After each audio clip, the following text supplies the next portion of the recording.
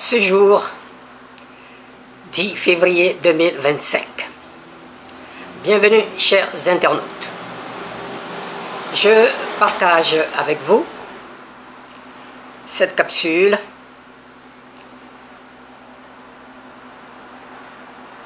Tidjane Thiam et Kémy Séba. Côte à côte. C'est à propos du rejet de nationalité française par nos éminents binationaux des enclos territoriaux de la Côte d'Ivoire et du Bénin, ex-Dahomey.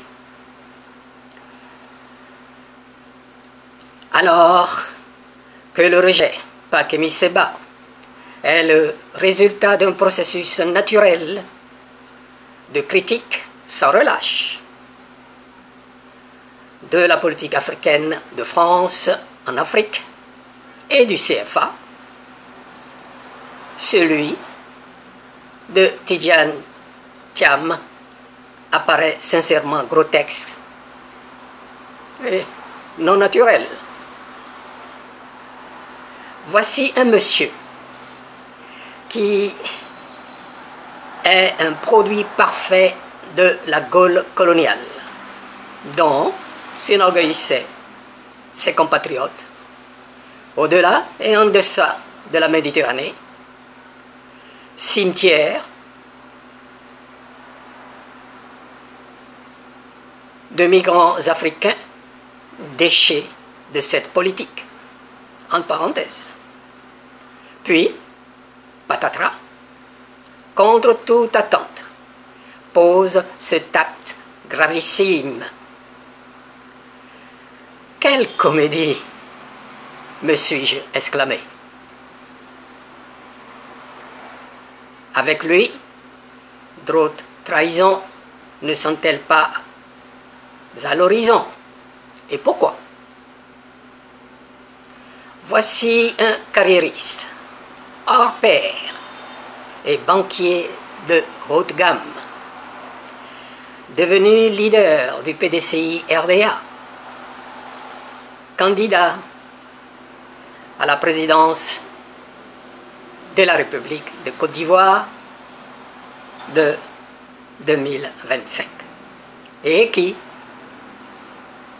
il n'y a pas si longtemps, avec Zinsou du Bénin, faisait partie de la commission ou comité de réflexion de 5 personnalités créées par l'ex-ministre de l'économie et des finances, M.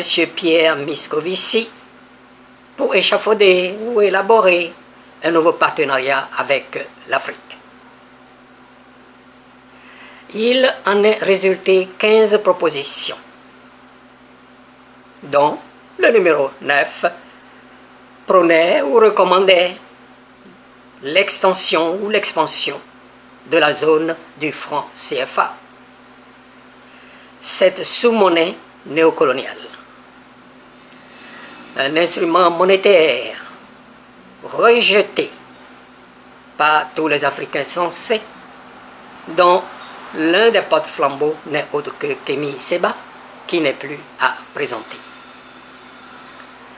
Cet acte récemment posé par Tidjane Thiam est digne d'un lâche, opportuniste, traître, trompeur, en ce que c'est insincère.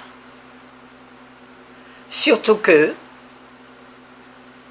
depuis les glorieux acquis du syndicat agricole africain, dirigé par son grand-père, le feu Félix Houphouët-Boigny, puis l'un des fondateurs du PDCI RDA, dont l'idéologie politique france-africaine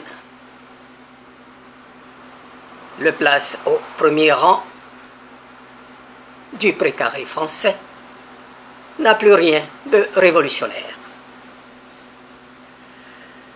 Alors, je remarque, un léopard a beau être noir ou tacheté, il demeure un redoutable carnassier pour les dits herbivores ou omnivores, voire les faux intellectuels, d'après M. Emmanuel Macron que nous sommes. Ce monsieur peut-il être digne de confiance? Est-il à sa dernière trahison? S'agissant de la rupture, à tout prix, et du partenariat gagnant-gagnant, que ferait-il différemment d'Alassane Dramane Ouattara si on l'élisait? Certainement pas une refondation à la mode de la Confédération de l'Alliance des États du Sahel. Tidiane Thiam, excusez-moi, et Kémy Séba, côte à côte. Chers internautes, dites ce que vous en pensez en commentaire. Partagez, abonnez-vous. Merci de m'avoir écouté et à plus.